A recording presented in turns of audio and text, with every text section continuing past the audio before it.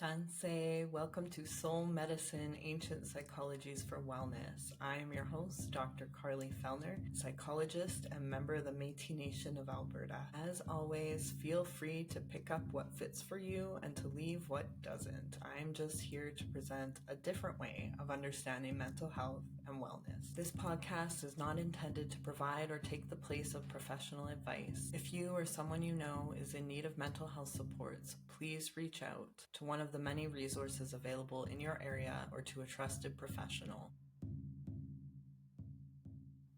All details and potentially identifying information about maskihkiy, people who I've worked with, have been changed to maintain their anonymity and privacy. Cathy Kostincer, Spirit Road Keeper Woman, is Cree from Treaty 4 area and has lived near ᒪḵကိχκίᕀ since 2010. She started a journey of healing following a cancer diagnosis, developing her gift of mediumship and connecting with those who have passed on. Cathy later became an end-of-life doula and urn maker, as well as offering grief card-making workshops. Using her connection with the ancestors, Cathy firmly believes that our loved ones are nearby and that we can experience deep benefits when we learn how to communicate with them differently. Cathy also does energy work to support people's healing, which she learned from her mother, who was an elder and lodge holder. Having done many readings since 2020, Cathy meets weekly with a small group of mediums to develop their skills and practice.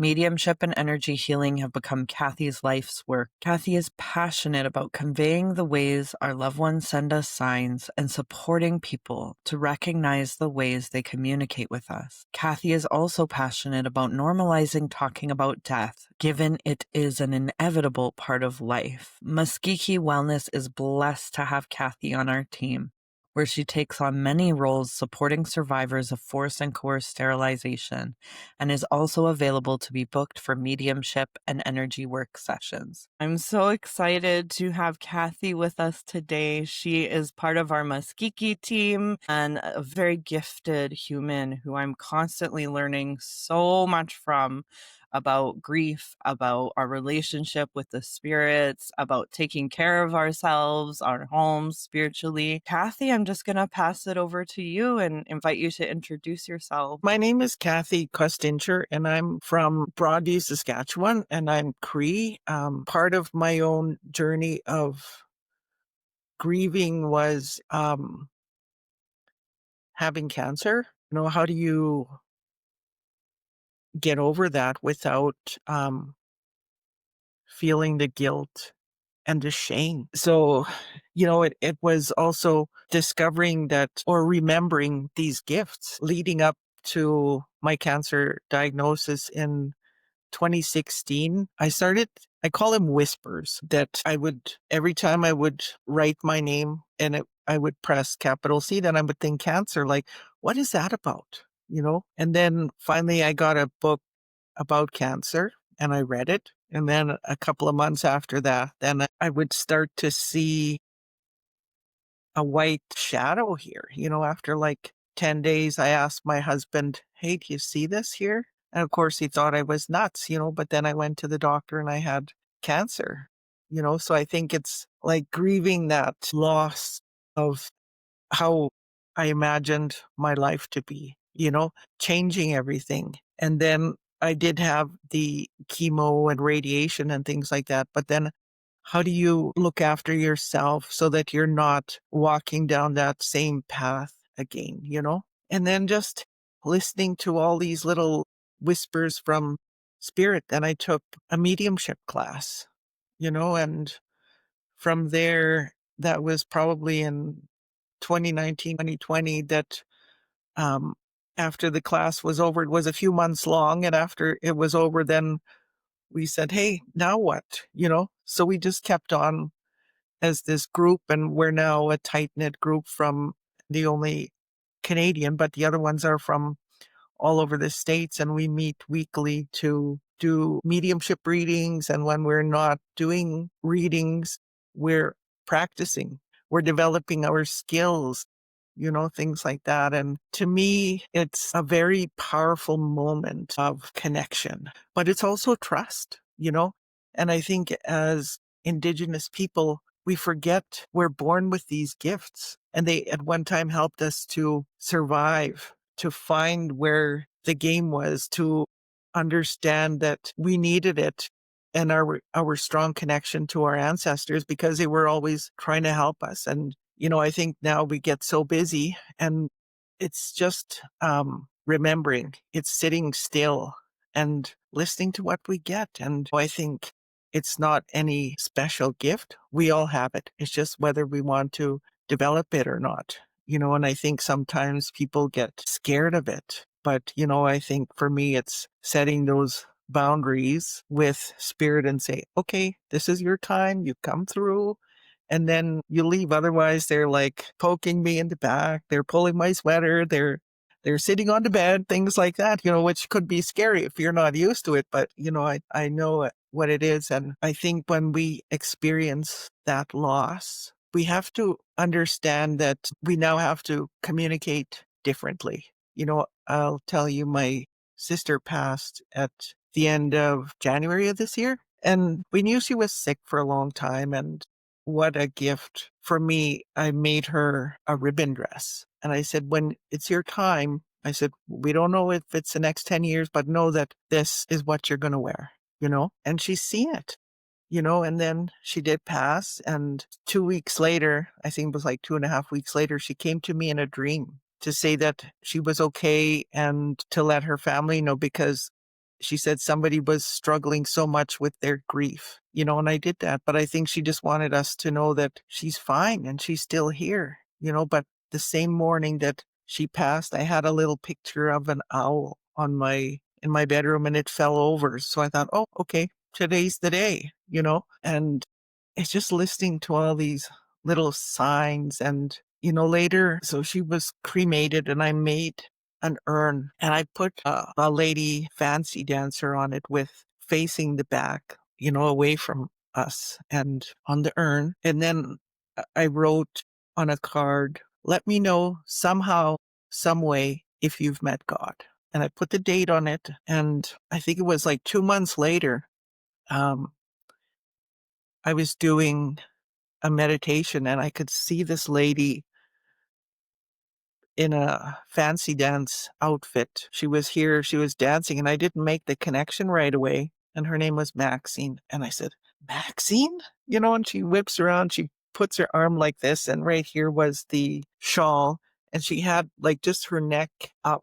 And I said, did you meet the Creator? And for me, the message she said was, it's all that we were, all that will be, and all that we are, And then she turned around and danced away. And for me, that means that we were always part of the Creator. And for me, that's a very powerful message. It took her 2 months, but, on one side, she acknowledged the urn, and the fancy dance outfit. So that's why she came dressed as that. And yeah, I hear spirit here now. They always crunch in my ear when they're here. So for me now, that's a message that we can tell others, that we're always part of creation, Creator, and other things that, maybe we're grieving the loss of a child that was never born. You think you really wanted the child. And, I did a reading once. It was actually an exchange where, I belong to this different Facebook group. I don't do it anymore, but I was doing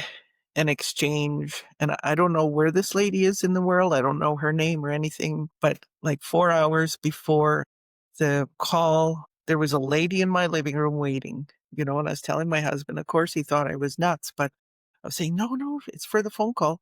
So then when I finally got on the phone call with this lady 4 hours later, this lady was still here.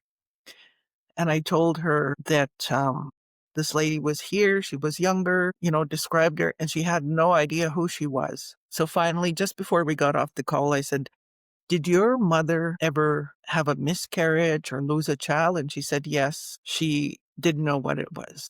And I said, oh my gosh, it was a girl. From there, then I could start seeing these pictures of, it's like a sort of a reel where she showed me that she was now a young lady. She was helping these children in spirit. She was playing games, and you could see them all having fun and jumping and holding hands and things like that. And then she sat on the ground with these children, and she said, how many children? And I said, right now I only see 3, but I'm not even seeing who the other two are. I'm only seeing the boy, but there's two beside them. And there was a big screen here, and she was sitting there pointing at this big screen and teaching these children about the stars and the planets and things like that in spirit. And the caller told me that she had 3 kids who were living, and in her son's room, they have it decorated with the stars and things like that. And she said, when they put the projector on, it's like a galaxy in there. And I said, well, just know that this child who they didn't know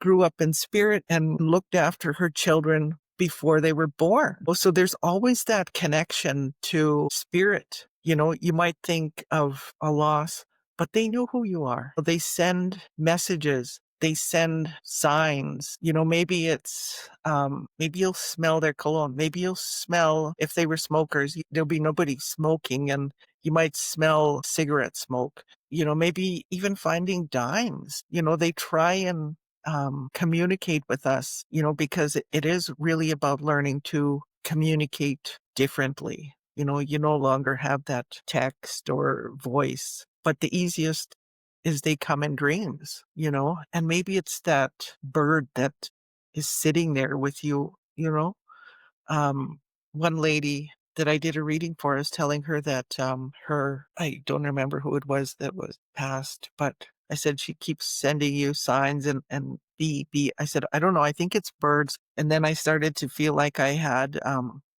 butterflies in my stomach. And I said, no, I have butterflies in my stomach. And she said, oh, I see butterflies all the time. They're in my car, they're in my house. And, and I said, well, that's what it is. She's reaching out and trying to let you know that she's okay.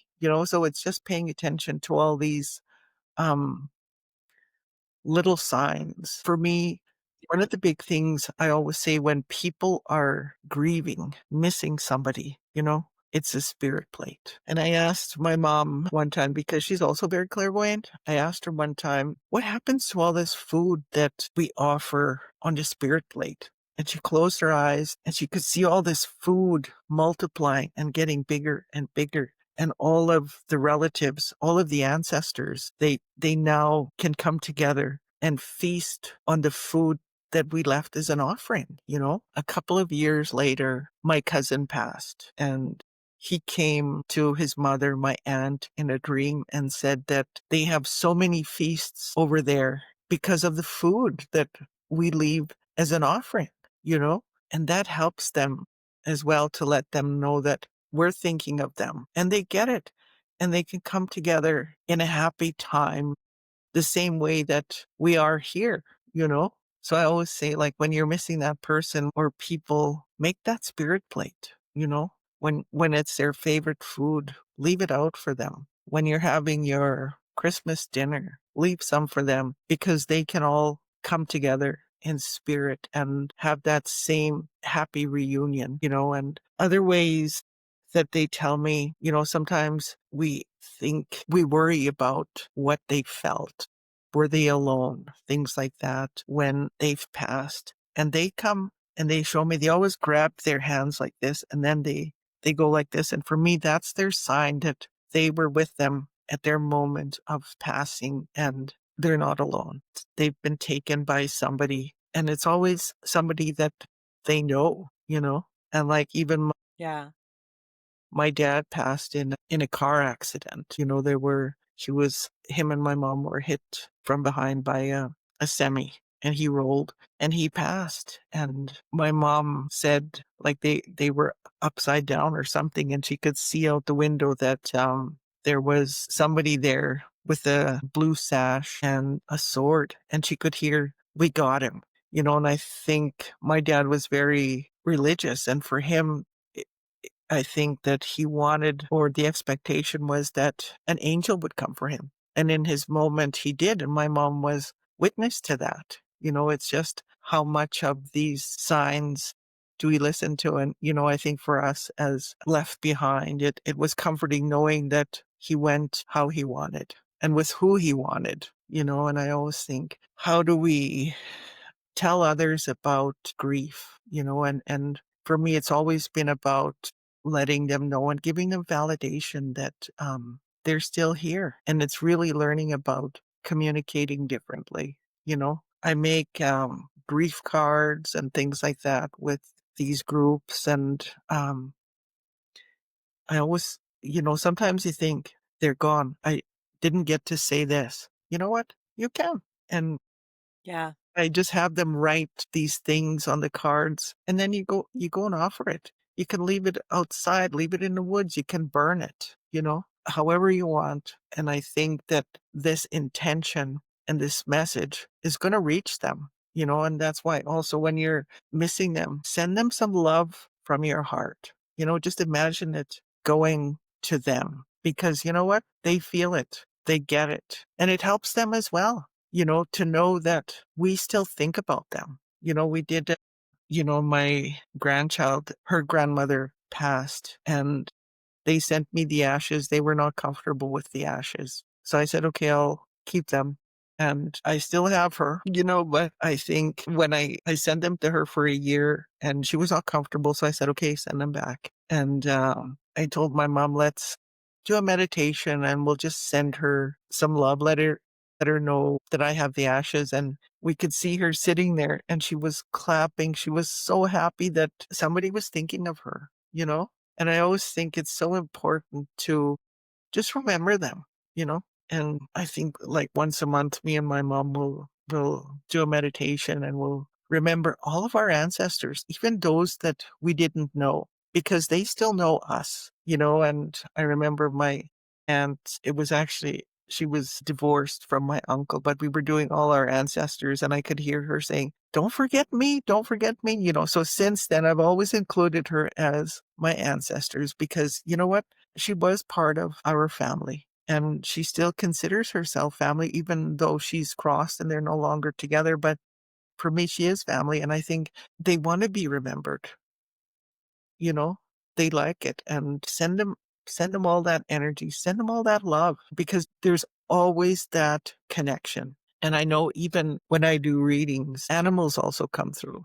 I've had horses, I've had cats and dogs and things like that. And they're all always so happy to reconnect again with their owners. And sometimes I'll hear them running like 5 minutes before and then I have to like, okay, just wait, wait, wait. And they're jumping up and down because I could hear them. And then, they want to make that connection with their pets.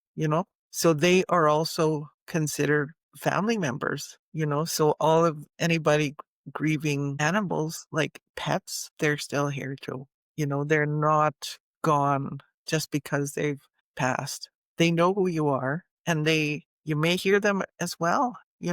And again, it's our connection to the unseen. And they always say like little children will hear these because they're closest to spirit. And, we have to trust what they see because as we get older, our beliefs change and things like that. But they're always there. They try and help us, they try and guide us. And it's also about listening to our own body. If you feel you shouldn't go over here, then don't, because it's also trusting ourselves. Where I work, the CEO, he also says, trust your gut, trust those instincts, and it's the same with when you're communicating with spirit. They're not always good. And it's about trusting. If you have a good feeling, okay. But if you don't, you may need to cleanse your house and get out the sage, because again, they're not always good. And it's finding that balance, which we could say about our whole life in general. It's finding balance. It's building trust. And for me, with developing this gift, I want to help others in a good way because it's a different form of healing to know that there's people that have this connection. And even within my group, we don't always see the same thing. We don't always hear the same thing. And different people might come in. And that's why I sort of like the group thing because I might get the uncle and she might get the dad. Yeah. So it's been a really good journey for me. And I've become end of life doula in the Western way, but also in the Indigenous way. because I want to help people understand that it's not the end. And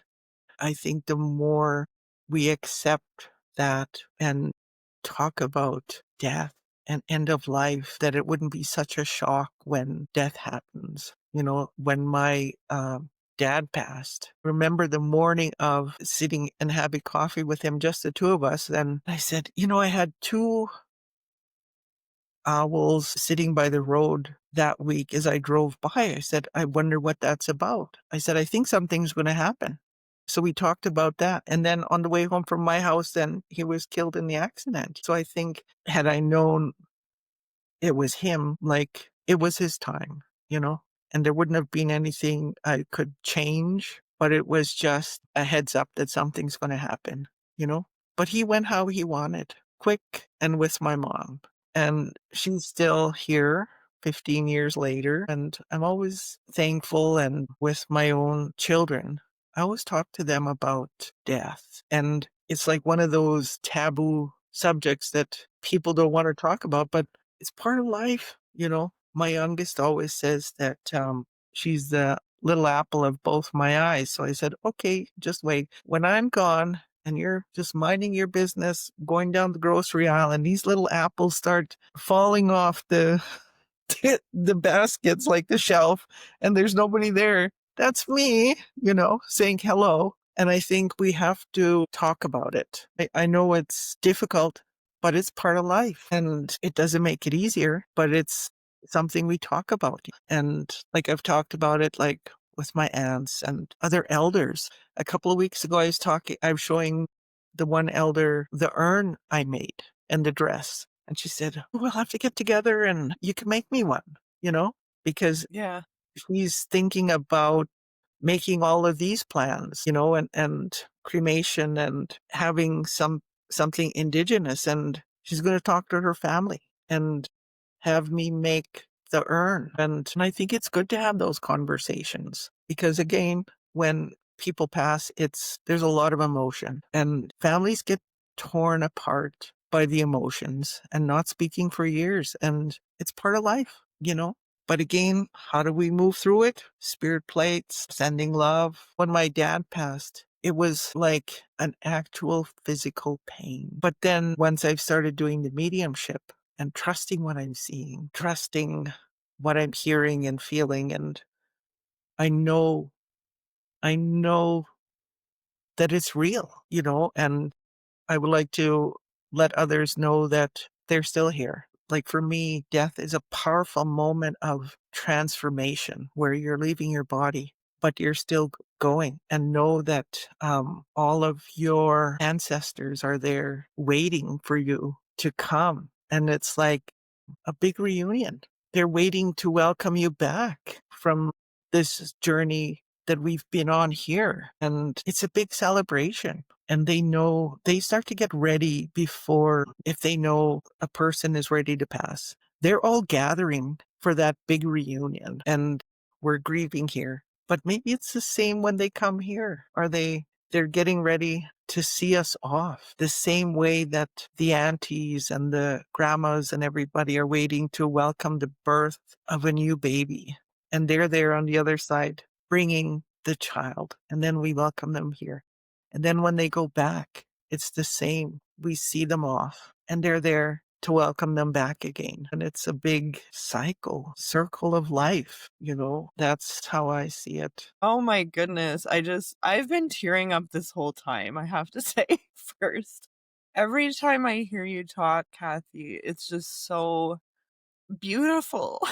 It's so beautiful because, it's these teachings and these knowings, like you say, this knowledge that we all have access to, that disconnect from that just is the source of so much suffering. I'm just so grateful to be on the journey that I'm on and to have you be a part of that journey as well as others who are teaching me, because I used to have just an absolute terror of people dying. And there's still that piece of me that where it's hard to even talk about that happening with some of my family members who are still here. But I'm starting to, it's like, it's undoing all of that conditioning, right? All of that conditioning to fear death and to feel like it's this final thing, because it's like you're saying, it's not, right? It's not. And you've heard me share, little bits and pieces here and there, but experiencing that with my Nana, she passed, and this was in 2014, and she passed away 10 days before I was moving to Minnesota to do my internship. And it was shortly after I got there, I had this dream to go to Lake Superior and what have you. And so I went, and I was just following my gut, following my spirit, right? So I'm following my spirit and end up at this certain part of Lake Superior. And then I was conversing with her. I had tobacco and I was praying to her and put it in the water, and I look up in the sky, and the sky is clear blue except for these clouds that look like an angel. Like there's a head and there's a body, wings. And I was like, what? And I remember just having this moment, like I say, this is 11 years ago, and having this moment of like, no, I'm not seeing that. But I'm so glad I took a picture with my phone, because I just heard this "I'm free" message, and when I looked up, that was my thought, was Nana? Nana? And hearing that message, "I'm free," because she, what took her life in the end was cancer, right? And, knowing all that I know now, cancer that potentially, could have been healed through ceremony or through her own power, but she was done, like, she was tired. She told me that not long before she passed. She said, "I've lived a really hard life. I'm tired. I'm ready to go." And so, yeah, I totally questioned it in that moment, but I'm happy I had the wisdom to take that picture, because I was able to walk away and upon reflection know that, yeah, no, like that was her. That was 100% her. Letting me know she's free now. And then subsequently, I had these dreams where she was like traveling the world. Like her spirit was going and seeing all these places and having these experiences that she didn't get to have in her physical life. And so that, that's when I started to really learn and understand, because that experience shifted my grief fundamentally. Like it shifted. I never felt that darkness of grief that I was feeling before that, and that I feel like I was sort of conditioned to feel, it just became this like, oh yeah, like you're saying, it was a transformation, it was a changed relationship. And and I've had these moments of like, oh, I wish she was here, when I started jingle dancing when I had my baby, and then I'm like, oh, but she is. But I guess one of the questions I have for you, because I can hear it from some of the people that I work with as a therapist, I do have people ask,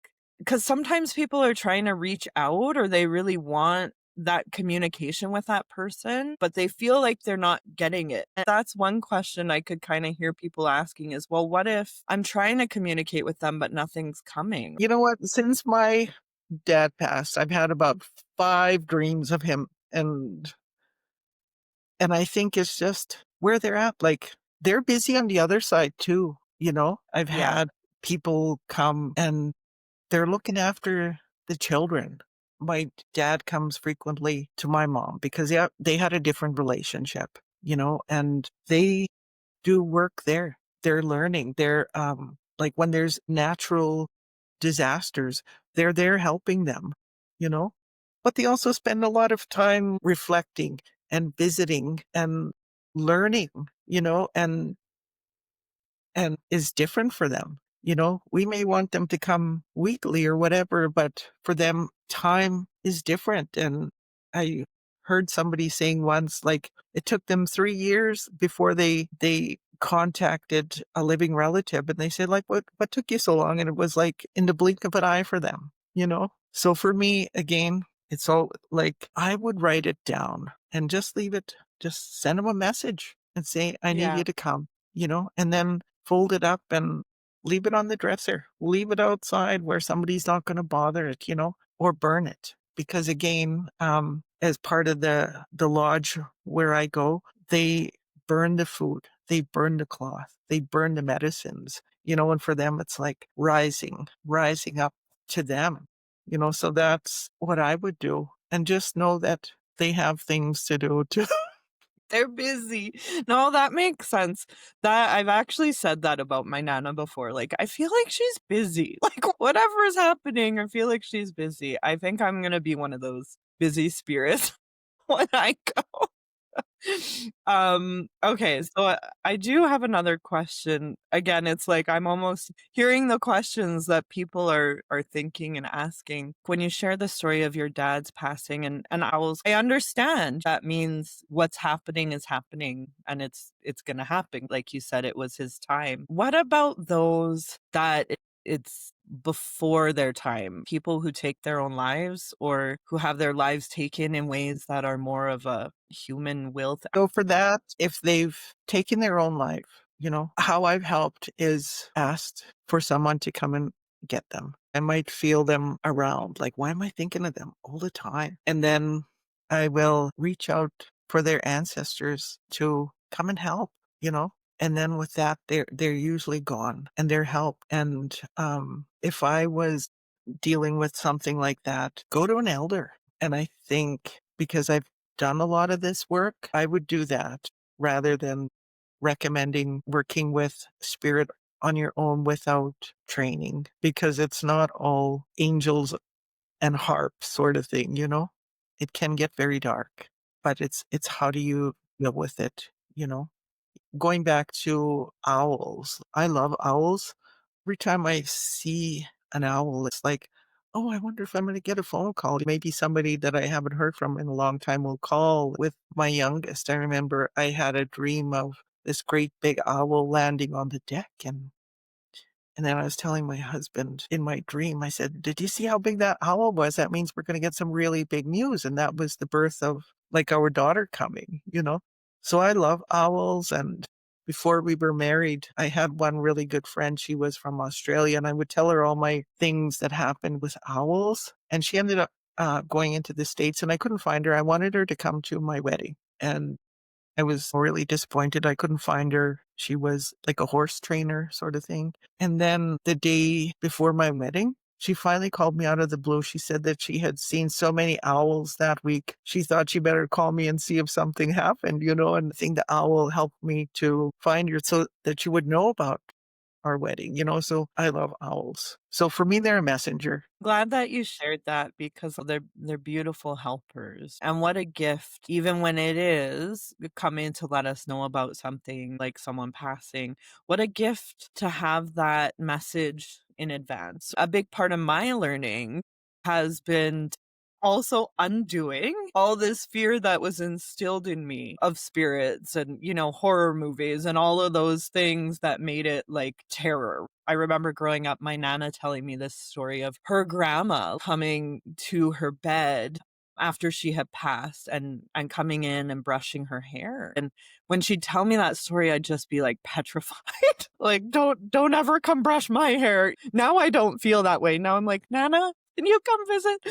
But it's been a lot of deprogramming, right? Deprogramming the fear and having Kityayak elders teach me not to fear the ones that are coming to bother and cause trouble either, right? Because it's just like, nope, you need to be stern and you need to set those boundaries. And so I wonder what tips you have for people for setting those spiritual boundaries. I work with so many folks who have things coming into their homes and bothering them, or like you've heard me share before, I've had experiences of something come on to me from people I was working with, and I knew it was that spirit, which for me, I was able to release through ceremony. Not all people have access to ceremony or may not. So what would you share with people about setting those spiritual boundaries, kind of like prevention, but then also what do you do if you do have something bothering you? So for me, I think it's your thoughts. What are you putting out into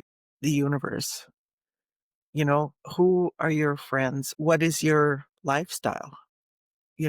Because substance abuse, it lowers your energies. and it allows things to come in. And I was shown how to do energy work through my mother. She's an elder. She was a lodge holder for many years. And she showed me how to do the energy work. There was one young lady that wanted to see me to do some energy work and some clearing, and then I would do a reading when I was finished. And I never touched anybody, but I always started at the back, and I could feel a great big block on her back, and I started clearing it, and then I did the front, and then I asked her if she would mind if I gave her a reading, and she said no. And I started to see her walking at night, like a silhouette with these trees, and I could see these things looking at her from the treetops. And I said, over here, I see like a light,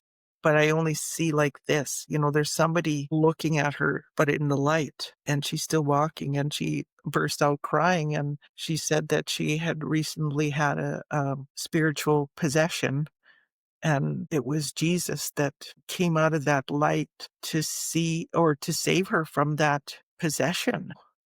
And I think part of it was still trying to attach itself, but I was able to move it into the earth because it was an attachment. I didn't ask her how or why or what happened, but it was there. And it's not up to us to question, what did you do? It's how do we help?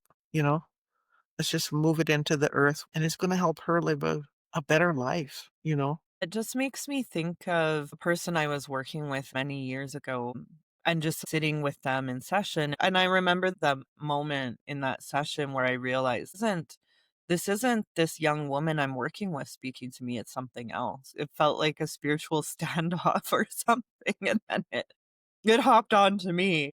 But it's interesting to hear you talk about clearing it into the land, because with the ceremony that helped clear that thing from me, it involved dancing. And I remember feeling like it was getting danced into the land, and sort of like disintegrating whatever that dark energy was. It was almost like breaking up as it went into the land. But yeah, I think a lot about spiritual protection, because I'm always having these conversations with some of my friends who they're clean and sober and living a good life to the best of their abilities, and the work that they do brings them into environments where they are surrounded by a lot of that, right? So it may be that there's a lot of substance use in the space, or just a lot of darkness or a lot of energies. I mean, even certain areas in cities, like you're going through a place and there's a lot of stuff. So what do you recommend for protection? Like, how can people prepare themselves when you know you're going into a space?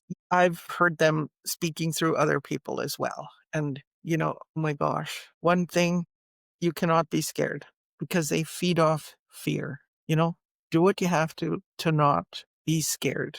Call on your ancestors, call on your angels. And what I do, I imagine a white light, like a cocoon around myself. And it's like, oh my gosh, here it is. Okay. Well, I'm doing that. And it could only take like 2 seconds because that's maybe all the time you have. Call on your guides and your ancestors, and don't be scared, and smudge. If somebody's in your house, then smudge. Walk around with some salt. Salt for me is a very good protector. Just walk around your house with the salt shaker. You don't need like the big bag or anything. Just as long as there's that protection in it, that's going to help. And it's trust. If you have to do it again, then do it again, because you need to keep yourself safe and not have those attachments. When it took me many years to learn that, I had this dream once where I could hear this drum. There was a man drumming, and I thought, oh no, somebody's using something against me. And I had a hard time to wake up, and I knew it wasn't me, and I couldn't wake up. It was almost like this sleep paralysis. But it took me like 13, 14 years to figure out how to deal with it. And it's really scary. It's really dark. And I would see myself, like I would get up, try and try and turn the light on, try and get to my smudge. And I would turn around and I would still be laying on the bed. But all that was coming from fear. And it's just learning you have to not fear it. Don't fear it. You have your ancestors. We all have very powerful ancestors who are there to protect us. We only have to ask. Thank you so much for sharing that. It's so validating because that's what I'm always sharing with the people that I work with, right? As I always say, step one, don't fear. I remember the first lesson in that was actually my nana again when she was here, and you've heard me share this before that, when I was growing up I very much got indoctrinated in the dominating education system that was telling me all of that was not real and all of that. So my nana would share these things, and for most of my life just dismissed it as like, wow, that's what's she talking about, right? That's crazy. But, started to realize as I began undoing all of that indoctrination, what I call decolonizing my mind and myself and leaning into the teachings and opening up and learning was like, whoa, yeah, she was teaching me about that the whole time. She used to talk about, these entities that would be in their farmhouse and just, I'm just going to say it, like telling them to like get the out. That's how she said it. And she wasn't a woman who cursed often, but I remember that. And it was so funny because, again, when I was living in Minnesota, that's really when a lot of this particular learning kicked into high gear for me. Perhaps because she was teaching me from the other side. I don't know. But yeah, I remember there was something else following me at one point, and I had a dream, and she was walking me around the house, and she said, "Carly, you just need to tell it to get the out."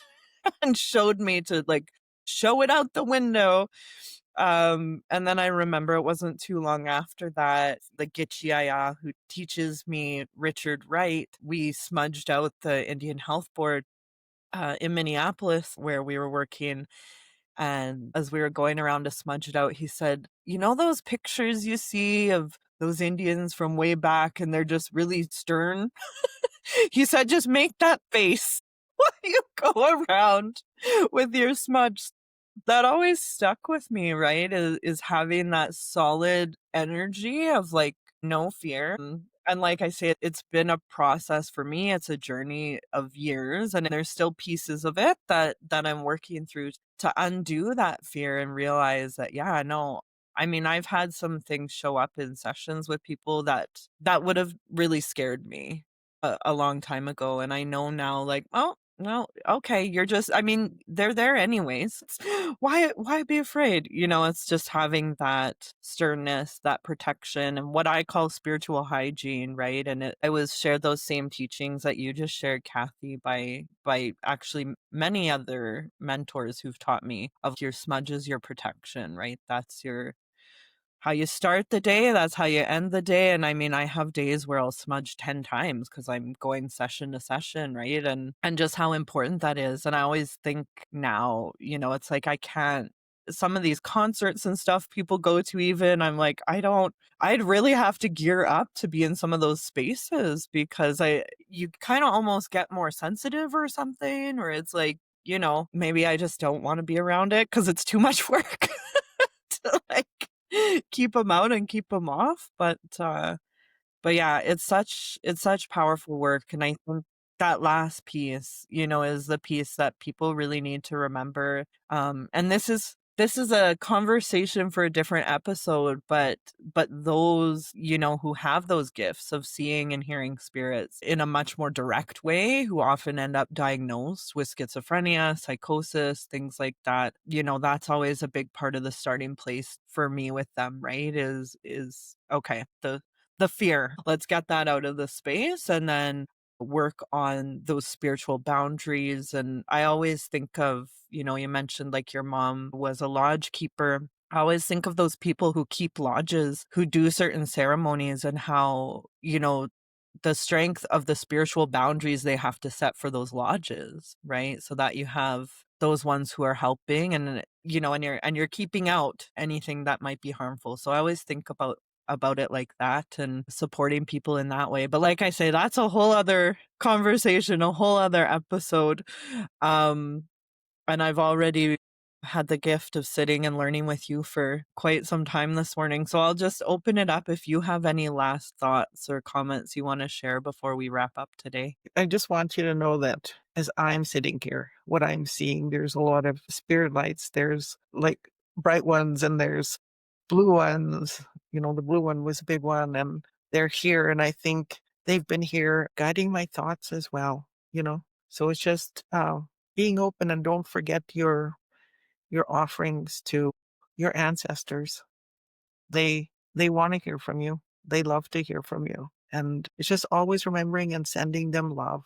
You know, if you don't know them, they know you. And, you know, keep smudging. One day we'll all be ancestors. And it's how do we teach others to learn about grief? We're the teachers. You know, I wouldn't want my children to grieve for years. I want what's best for them. I want them to be happy because one day they'll join us and we'll all be together one day. Yeah, so I think that's my final words. Hi. Thank you so much for joining me today, and I look forward to seeing you on the next full moon.